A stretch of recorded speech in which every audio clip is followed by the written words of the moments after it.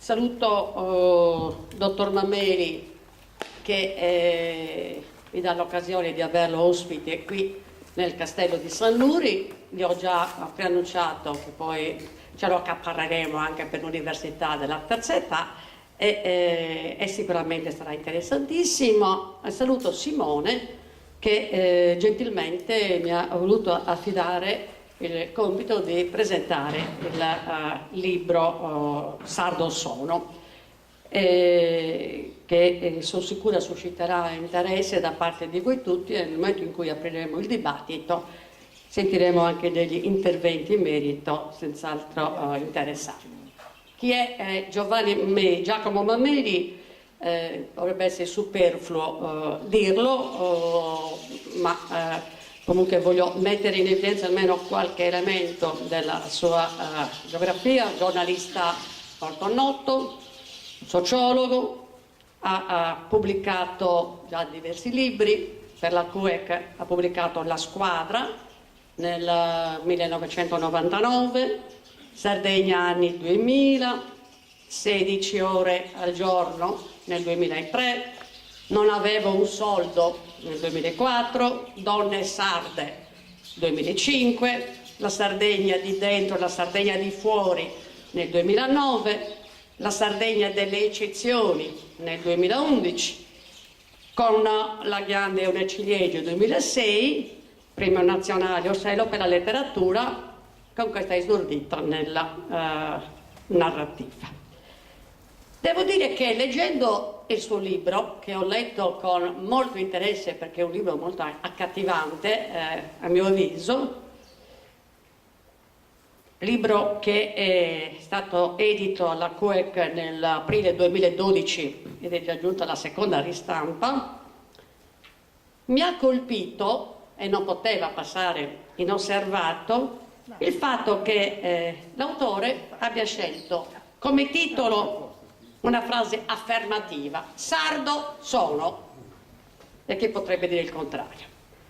Questo fa quasi da incipit al suo libro, ma come frase conclusiva ha preferito introdurre una proposizione interrogativa: sardi siamo? Dimostriamolo. Per me è stata una cosa molto emblematica. E lo verrete voi stessi nel momento in cui avrete seguito la presentazione o passate alla lettura voi stessi del libro. Direi che queste parole sintetizzano quasi la circolarità del viaggio intrapreso da Giacomo Mameli nella Sardegna inserita nel mondo della post-new economy, del villaggio globale, del dopo scolarizzazione di massa, di una Sardegna che tante volte ha guardato al futuro, probabilmente ha cercato anche di spiccare voli pindarici o comunque ha sognato, ma troppe volte si è accasciata su se stessa, quasi a piangersi addosso, come si è soliti dire, quasi a medicarsi le ferite troppo spesso imputate ad altrui per responsabilità, senza fare però, guarda caso, un'adeguata autocritica, oppure con un'autocritica che seppur presente, però è stata quasi intrisa di mille giustificazioni sterili. E qui noi abbiamo un'affermazione che figlia del tempo che la impone, figlia della coinvolgente analisi che l'autore compie sulla realtà sarda, la quale suona come un monito: più di ieri lo scettro va dato a chi lo merita. Così come a chi lo merita viene dato in tutti quei casi in cui molti sardi si sono imposti oltre i confini del mare per le loro personali competenze, per la voglia di scommettere, per non essersi voluti vendere alle perversioni di una realtà in cui il non lavoro, l'assistenzialismo, gli stipendi inadeguati troppo spesso vengono strumentalizzati per giustificare la tendenza a sapersi accontentare, a quella incapacità di mettersi in gioco, quella mancanza di volontà di scommettere, di pensare in modo positivo, di abbandonare la logica del posto fisso che ormai è stato sconfessato dalla storia. Buonasera a tutti. Sardo sono, e lo dico con orgoglio, di San Luri, lo dico sempre, è la prima cosa che c'è scritta nel mio curriculum. Per me Giacomo è come un faro, perché leggendo il libro mi sono reso conto che finalmente qualcuno dice un po' di verità, sottolinea alcuni dettagli e soprattutto evidenzia quante difficoltà incontrano i sardi che sono dovuti scappare dalla Sardegna per realizzare qualcosa, e quando ritornano trovano soltanto muri e barriere perché magari non fanno parte di determinate caste, eccetera eccetera. Quindi con orgoglio posso dire che il Culture Festival che ha organizzato questo evento è un esempio di sardità, di valorizzazione della Sardegna, di valorizzazione dei talenti sardi, dei prodotti sardi, dei luoghi storici come questo contesto meraviglioso, per il quale vorrei ringraziare Manuel Villasanta e il direttore del museo Giorgio Murru, oltre che i qui presenti Giacomo Mameli e l'assessore Vincenzo Angela Fem. Quindi il Culture Festival punta tantissimo alla valorizzazione, come dicevo prima, della Sardegna, dei suoi talenti, delle sue persone, dei suoi luoghi storici. È una lotta, come diceva prima l'assessore, chi la dura la vince. Io spero sempre che le barriere finiscano, o perlomeno spero di incontrare sempre qualcuno, perché credo che con la sinergia si possano sconfiggere queste barriere. Passo la parola a Giacomo, grazie.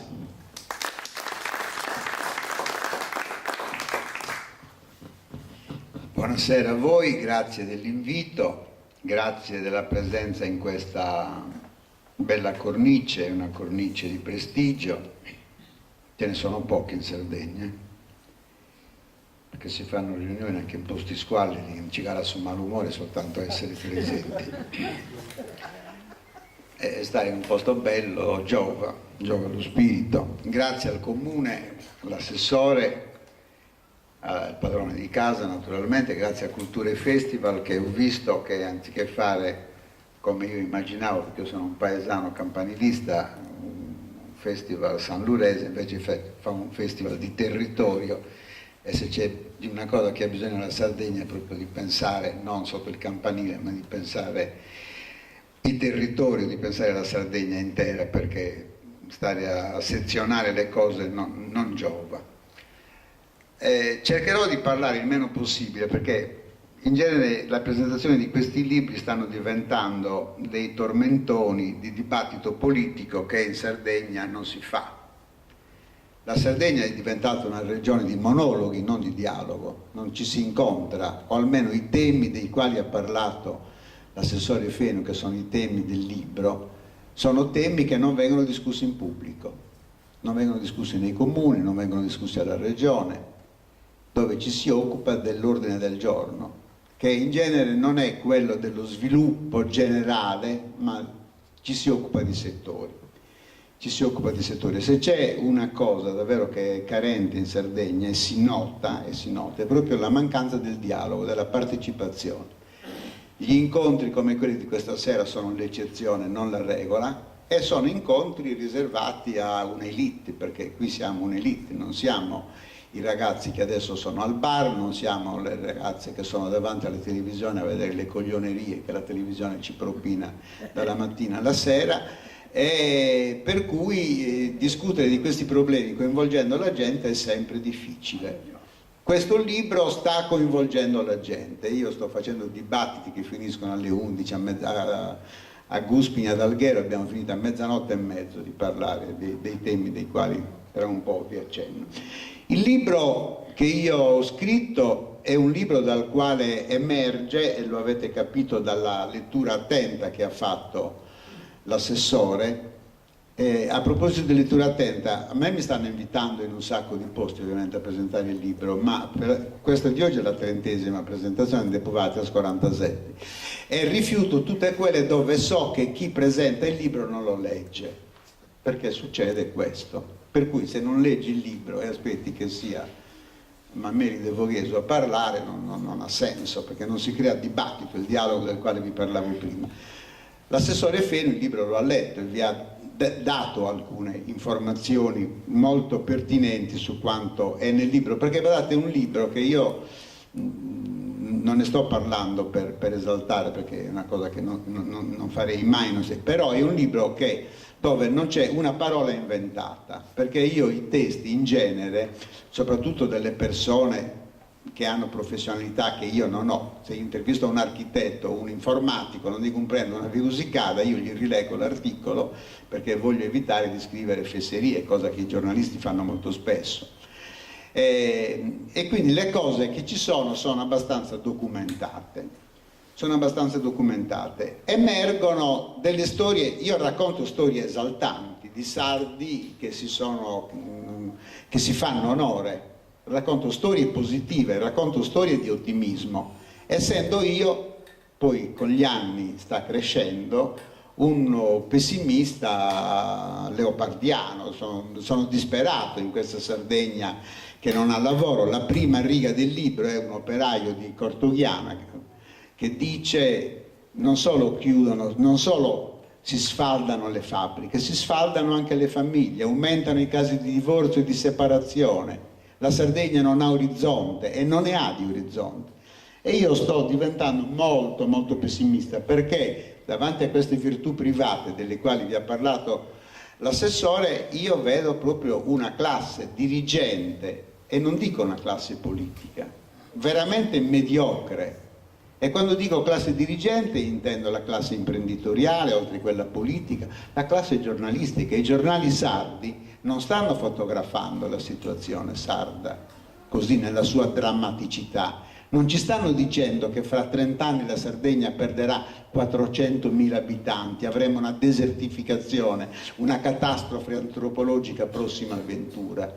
Non ci stanno dicendo in quali condizioni stiamo vivendo. Io racconto questi casi positivi perché sono l'eccezione. L'altro libro mio era La Sardegna delle eccezioni, questo è Sardo Sono, perché in Sardo Sono c'è l'orgoglio della sardità e ciascuno di noi lo è orgoglioso, ma c'è anche la cocciutaggine nostra di essere sardi. Ci sono pregi e difetti in Sardo Sono, se voi leggete le cose. Qualche altro accenno, perché è stata abbastanza esaustiva la relazione che ha fatto Gianvincenza. Il primo capitolo è lo ha citato, è di Giovanni Razzu, che, ve la faccio breve, un ragazzo terzino destro del Sorso, che il padre è un grande viticoltore, Salvatore Angelo Razzu, si diploma al liceo scientifico di Sassari col massimo dei voti, si iscrive alla Bocconi in economia 110 e lode, poi passa 3 anni in Africa a studiare l'economia dei paesi più poveri, Angola, Ghana e Nigeria, dove la gente muore letteralmente di fame. Quando io penso ai pranzi di nozze che facciamo in Sardegna, l'altro giorno quando ho presentato un libro non mio, a Tortolì in un ristorante di lusso c'era un pranzo di battesimo, con una lista, con un menù che come minimo doveva costare 120-130 euro a testa, ed era una tavolata di 48 posti, un pranzo di battesimo. E io a Luanda, capitale dell'Angola, ho visto la gente morire di fame per strada. Giovanni Razzu studia l'economia di questi paesi per vedere come possono rinascere, e certo non portando la cultura occidentale, ma creando lì la valorizzazione delle risorse locali. Dopo questi 3 anni Giovanni rientra a Londra e fa un master alla London School of Economics in economia internazionale. Dopodiché non gli bastava da gusto, va all'Oxford e fa un altro master al St. Anthony College, dove era warden Ralph Darendorf, un amico de Grovi, e prende anche quest'altro master. Rientra a Londra e un martedì mattina, qui ci sono le date scritte dalla prima riga all'ultima, manda il proprio curriculum per email al numero 10 di Downing Street, cioè la sede del governo inglese. Questo su martedì. Su mercoledì a Mangiano, alle 10:15, squilla il telefono di Giovanni Razzo e all'altro capo del telefono sono la segretaria del primo ministro Tony Blair. Le dispiace venire da noi domani al numero 10 di Downing Street? Giovanni Andada esce a 12:20 col contratto firmato.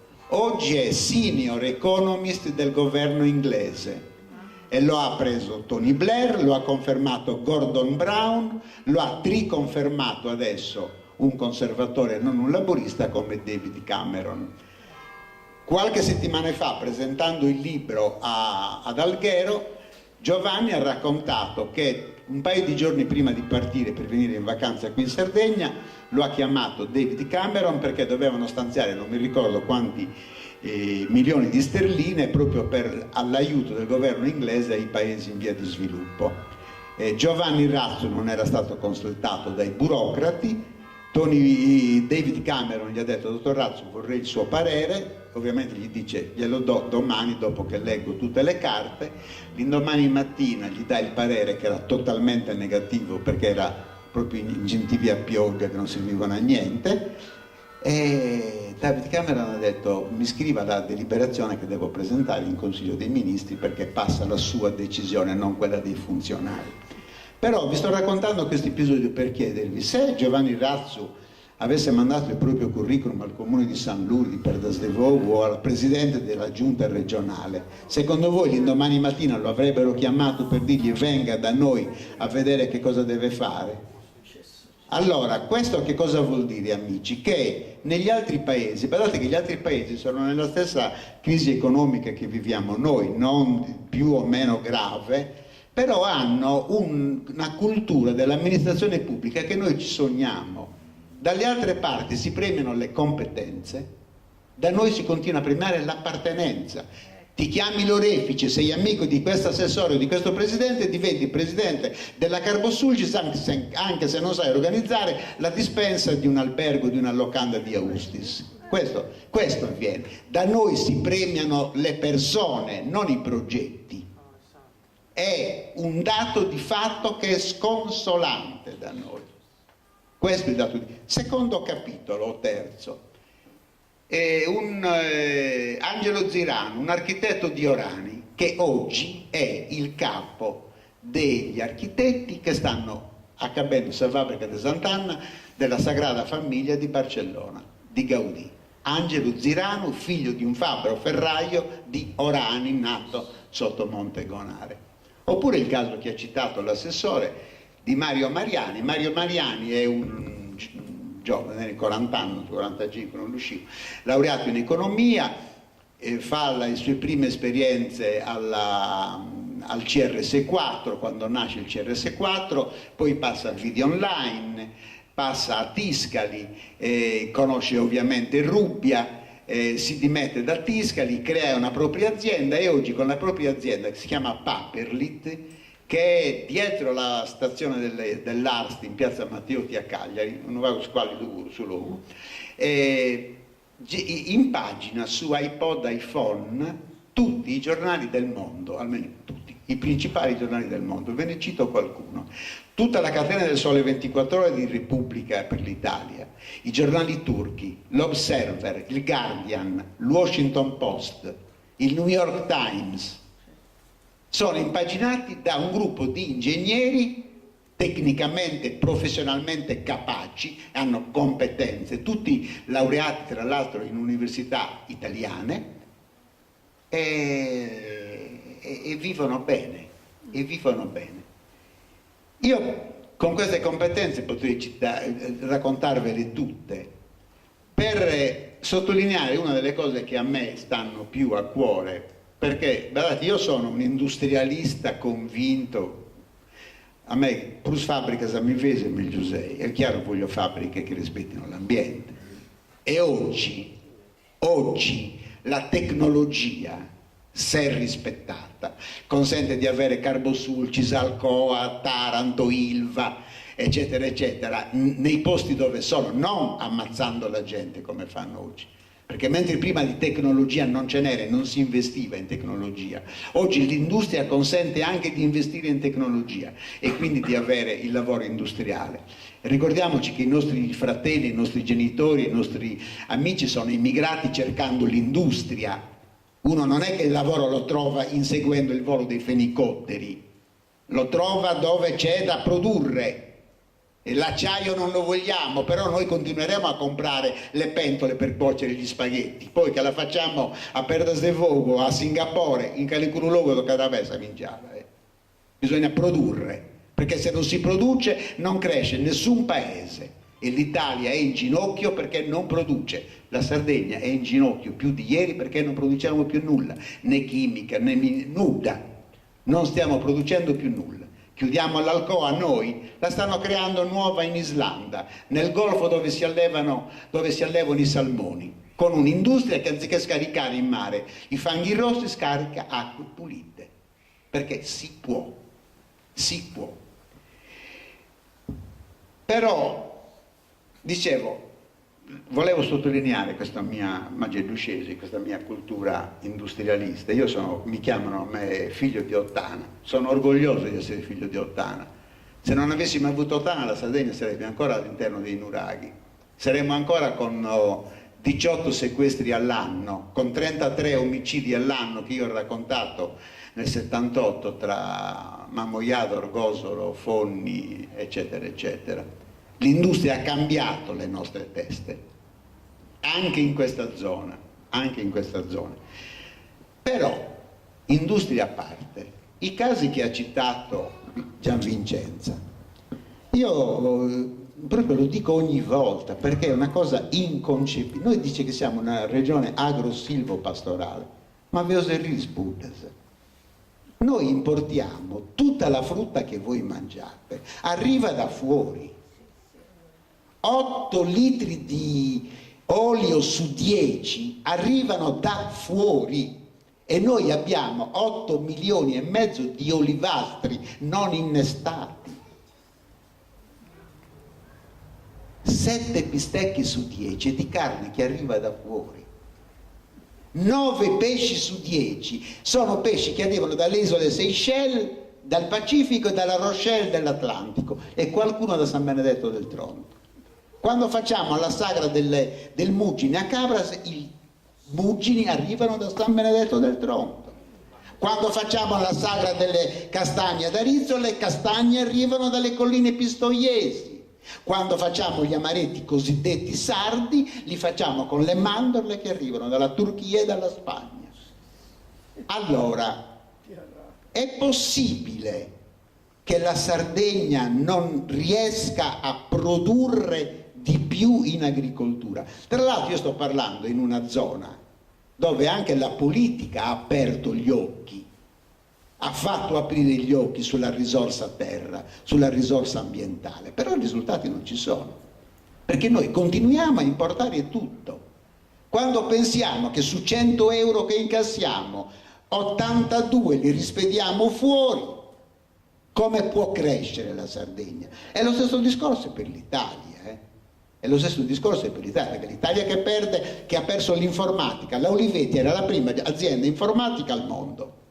Morto Adriano Olivetti e ho sperduto. E oggi non c'è una cosa in questo tavolo che sia made in Italy. Stiamo perdendo l'auto, stiamo perdendo i cantieri navali, perdiamo la siderurgia e dei tabiveus, degli Uffizi di Firenze. Anche quelli sono necessari. Ma non si vive senza produrre. L'agricoltura, la zootecnia in Sardegna possono produrre e creare buste paga, come le crea a Mamoiada Sandro Melis e Carla De Solis. Sandro Melis è un allevatore di 35, terza media. Sabubida Carla De Solis è laureata in veterinaria, si è specializzata in alimentazioni animali. Subito porta dai bois a pasci e la moglie prepara sabrovenda. La prepara in modo scientifico, e le carni che vendono a Summazzello di Mamoiara, dove io vado a comprare la carne, è carne sarda garantita. Carne sarda. Ma perché questa deve essere rara avis? Perché deve essere la Sardegna delle eccezioni e non delle regole? Il caso di Tortolì, il titolo su Tortolì ed Alghero, quando prenderete il libro, se lo prendete, sorpresa, a Tortolì, ad Alghero c'è il mare, certo, perché ad Alghero c'è questo gruppo di persone che hanno la testa, che hanno cervello dentro la testa e non calamina, che hanno capito che bisogna creare delle grandi vasche, più grandi ciascuna vasca di questo cortile, ovviamente con reti finissime, all'interno delle quali si allevano le orate, le spigole o quello che volete, con le alimentazioni giuste studiate dagli esperti, e Alghero riesce a qualche ristorante di dare i pesci di Alghero. Idem ad Arbatax, con la cooperativa dei pescatori guidata da Fabrizio Selenu, che fa la stessa cosa. Ma è possibile che noi siamo un'isola e depois papà subisci che ribede forza? Ma siamo pazzi. Ma guardate che per avere i pesci nostri non bisogna prendere una barchicella e 2 remi, bisogna studiare la biologia marina, l'oceanografia. Io l'altra sera, non l'altra sera, qualche settimana fa, ero ospite del comune di Mogoro, ed a un certo punto è intervenuto e mi ha fatto un piacere immenso. Un ragazzo freschissimo di laurea 110 e lode in enologia a Pisa, e questo ragazzo ha raccontato che qualche giorno prima del convegno lì di Mogoro era andato a Lula a pulire i tini in acciaio di un'azienda vitivinicola. I propri compagni erano preso per il culo perché ma tu di laurea spondaia di imbruttare il manus. Sì, amici, l'economia oggi richiede che ci sporchiamo le mani, come fa la calzolaia di Nuoro, che dice sono orgogliosa di sporcarmi le mani. L'agricoltura oggi è qualcosa di diverso da quella dei nostri nonni. Bisognerà sporcarsi le mani per pulire i tini, però per organizzare un vigneto oggi ci vuole altro, ci vuole cultura, non su Marroni che abbiamo conosciuto noi. Perché oggi, ecco, perché questa grande risorsa da noi non crea reddito? Perché? E la risposta è: non abbiamo cultura del lavoro. Signor Mandronisi, io rispondo di sì molto spesso. Ci dispiace inchinare la schiena, curvarla. Perché non dobbiamo valorizzare? Perché molti nostri giovani, proprietari di ettari ed ettari di terreno, se ne stanno a poltrire nel bar? Perché non abbiamo la cultura del lavoro produttivo. Perché non abbiamo la cultura del lavoro produttivo. Un altro argomento, e ne ha parlato anche qui l'assessore, i beni ambientali. C'è un capitolo molto interessante, firmato proprio da Cinzia Loi, che è un'archeologa di Ardauli, che con i bambini delle scuole di tutto il Baricadu fa l'orto neolitico, insegna ai bambini dalla scuola materna a piantare, a seminare il grano, l'orzo, l'avena, glielo fa crescere, glielo fa mietere, gli fa fare il pane con l'orzo. L'orto neolitico c'è in tutte quelle scuole. Ma lasciando l'orto neolitico, voi pensate alla straordinaria bellezza, straordinaria ricchezza che noi abbiamo dal punto di vista archeologico, che non rende niente, rende qualche busta paga a Barumini, 3 buste paga ad Orroli, al nuraghe Santo Antine di Torralba, che è il Louvre sulla Carlo Felice, non sanno gestire neanche 2 pietre. al nuraghe Losa di Abbasanta, amici, mangiate i sofficini Findus. A Santa Cristina di Paulilatino vi danno le tagliatelle col salmone. Allora, per gestire questi beni archeologici ci vuole intelligenza e competenze. Competenza sono le lingue che bisogna conoscere e noi non le conosciamo. Noi Salimba Comune, Lampu, noi non le conosciamo. E poi bisogna spiegare che cosa sono i nuraghi.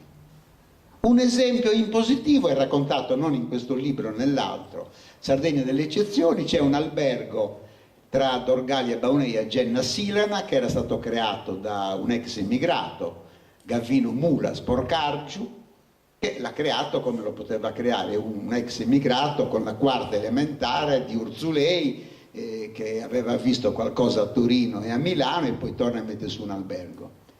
Però Gavino Mulas e la moglie Giacomina fanno laureare i 3 figli, uno in agraria, il Summasco, e le 2 donne, una in ingegneria ambientale a Firenze e l'altra in economia del turismo a Firenze. Io vi racconto, la settimana scorsa c'era la festa di Sastrangia per Dasevogu e tra gli ospiti miei avevo come Strangiu un collega del Sole 24 Ore di Genova, Mario Margiocco, che è stato corrispondente della BCE da Francoforte, uno che mi comprendi. E mi ha detto che tanto l'albergo è bello, si spende quanto si deve spendere e non viene spennato però. Si mangia benissimo perché si mangiano soltanto prodotti locali, non il porchetto arrivato surgelato dall'Olanda, ma i porchetti di Gavino Mulas. Però la figlia di Gavino, laureata in ingegneria ambientale, è quella che ha guidato la mattina la visita a Gorropu e parlava in inglese e in russo. Parlava lei in inglese e in russo e spiegava che cos'erano le eccellenze geologiche sulle quali mettevano i piedi.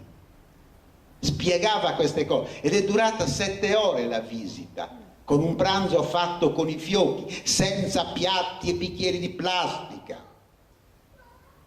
nella quale noi sardi siamo esperti. Uno squallore i pranzi nei nostri agriturismo. A Prato de Plastica, a Subino in una tassa plastica. Ma come si fa a fare il turismo così? L'altra figlia, che a Firenze si è laureata, vi dicevo, in economia del turismo e ha lavorato in alcune aziende dove si organizzavano i grandi, perché a Firenze non è che i turisti vanno, no, i turisti vengono chiamati perché ci sono le organizzazioni. Chi è che chiama i turisti in Sardegna? Nessuno. Abbiamo gli assessori ai lavori pubblici nei nostri paesi, alla regione, e non abbiamo l'assessore all'accoglienza che organizzi per 12 mesi all'anno la presenza di turisti che però possano spendere in Sardegna. Poi te che debiti comprai i sicivette fatti a Singapore non ha nessun senso, o i cestini fatti a Taiwan. Ma che senso ha? Ma che senso ha?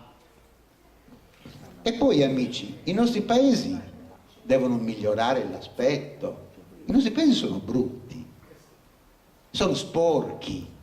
Vogliamo vedere la Carlo Felice da Cagliari a Porto Torres, ai lati della strada, vogliamo contare quante buste di plastica vediamo, o le strade interne, la strada che c'è tra Carbonia e Cagliari, quella interna.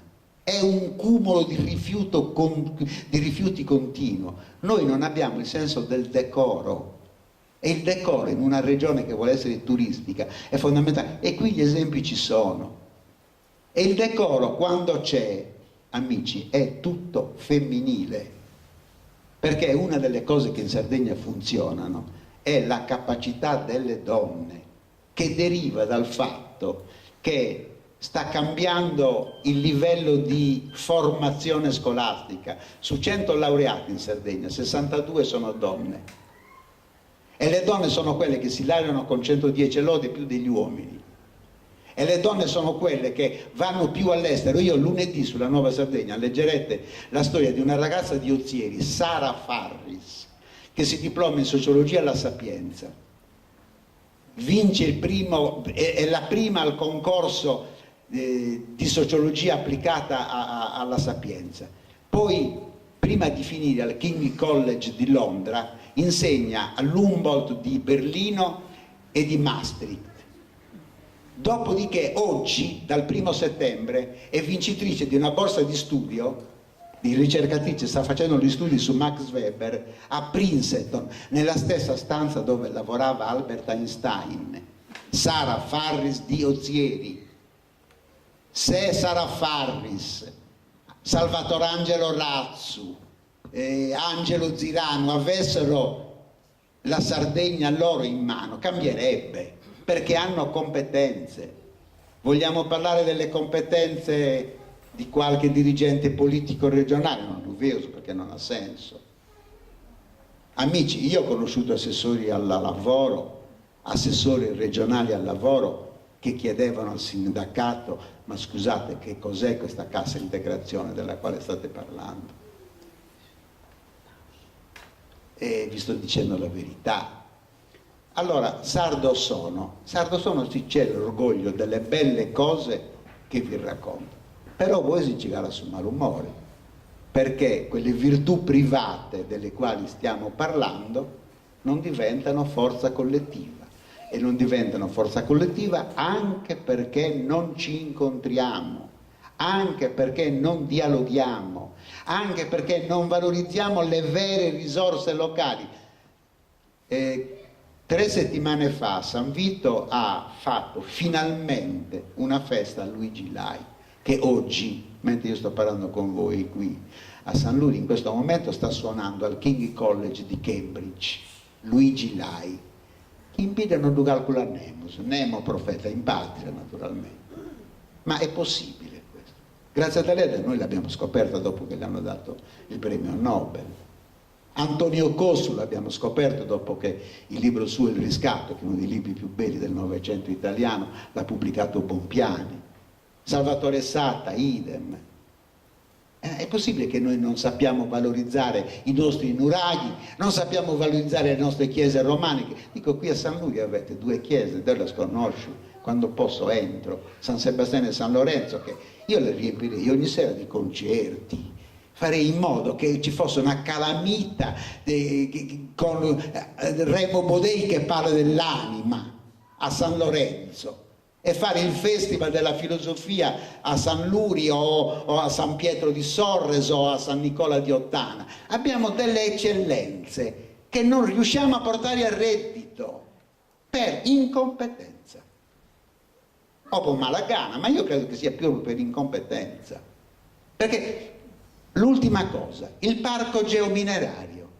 Abbiamo un patrimonio di archeologia industriale che è diventato patrimonio dell'umanità con l'UNESCO che ce lo dice, e da noi è soltanto ruderi. Nella Ruhr hanno chiuso le miniere, ma creano reddito, perché vanno in visita scientifica a vedere le cose, però tutto attorno c'è l'organizzazione. Quello è turismo. Non dare le spiagge sarde agli emiri arabi per far consumare Coca-Cola e pizze surgelate motta, perché questo avviene nei nostri villaggi turistici. E allora, come dice Serena Urizzi, sardi siamo, cerchiamo di dimostrarlo. S'ultima cosa, un esempio positivo di questa zona, io lo voglio ricordare perché sono a San Luigi, Giovanni Pugetto, quando io facevo le trasmissioni era l'unico sindaco che parlava di territorio, che aveva inventato l'ordinanza per chi butta la cicca per strada e per chi butta la busta di plastica, aveva creato qualche cooperativa e poi si è fermato tutto, perché attorno a un'idea vincente che è quella dell'archeologia che dobbiamo saper vendere agli stranieri Bisogna organizzare una rete tutta attorno, artigianale, commerciale, agroindustriale, scientifica, eccetera, eccetera, che noi non abbiamo più fatto. Domani, come si chiama?